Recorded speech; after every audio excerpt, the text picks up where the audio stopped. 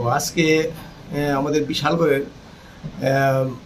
ল্যান্ডের special জাজ শ্রী দেবাশিস কর মহোদয় আজকে পক্সো কেসে একটা মহত্বপূর্ণ রায় দিয়েছেন। ঘটনাটি হলো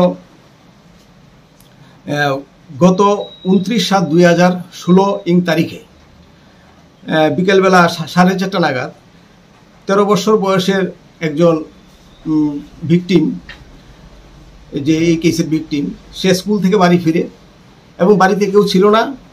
ওর ঘরের দরজাটা এমনি বাইরের দিক থেকে লাগানো ছিল, তো ও ঘরে ঢুকে ও খাটের সঙ্গে ধাক্কা দিয়ে ভাত খেতে বসে। তারপর খাটের নিচ থেকে হঠাৎ করে অ্যাকিউজড, যে এই কেসের আজকের যে কনভিক্ট দুজন, এই দুজন দীপন দেব এবং রাজীব দেব, ওইখানে শেষরিমাই তাদের বাড়ি, এই ইয়ের বাড়ি বিশ্রামগঞ্জ এলাকায়। এই দুজন অ্যাকিউজড খাটের নিচ থেকে বেরিয়ে ওকে মুখে চাপা দিয়ে ধরে এবং ওর শরীরের বিভিন্ন কাপড় চোপড় টানে এবং ওকে লাঞ্ছনা করে, সেক্সুয়ালি অ্যাসল্ট করে এবং তার শ্লীলতাহানি করে। এই ভিত্তিতে 3/8/2016 তারিখে বিশ্রামগঞ্জ থানায় অভিভাবকের তরফ থেকে লিখিত এফআইআর দায়ের করা হয়। On the basis of that FIR, সেই কেসটা তখনকার সত্যগোপাল বিশ্বাস, তিনি ওসি ছিলেন। তারপর সেটাকে WSI শিপ্রা দাসকে এন্ডোর্স করা হয় ইনভেস্টিগেশনের জন্য। ইনভেস্টিগেশনের পরে এবং কেসটা নেওয়া হয়, প্রথম যে ধারাগুলিতে নেওয়া হয় সেই ধারাগুলি ছিল 323, 455, 354, 506 and 34 of IPC, এর সঙ্গে 8 of the POCSO একটা কেস নেওয়া হয়। তারপর কেসের ইনভেস্টিগেশন করে আয়ু চার্জশিট জমা করে মাননীয় আদালতে।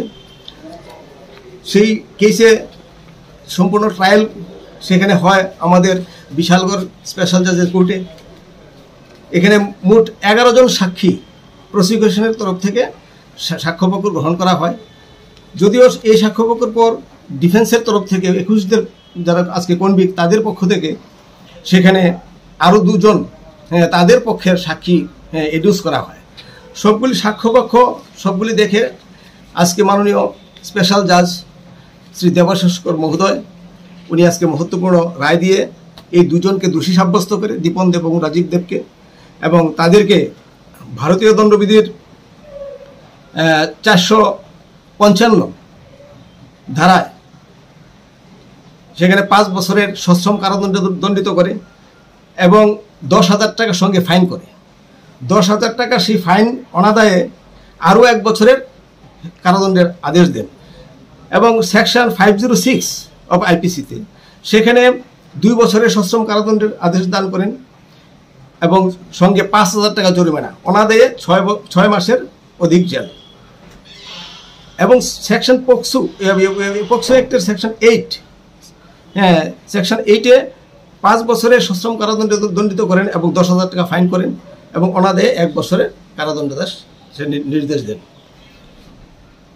তাই আজকে সমাজ এই রায়ের জন্যে সমাজ এখানে শিক্ষা নেবে এবং এত একজন কম বয়সের একজন ভিকটিম, 13 বছর বয়সী, ওর উপর যে ধরনের অ্যাসল্ট হয়েছে, তাই সমাজ এই রায়দানের ফলে আমি মনে করি যে এ থেকে শিক্ষা নেবে এবং পরবর্তী সময়ে এই ধরনের কাজ করতে কেউ সাহস অথবা করবে না।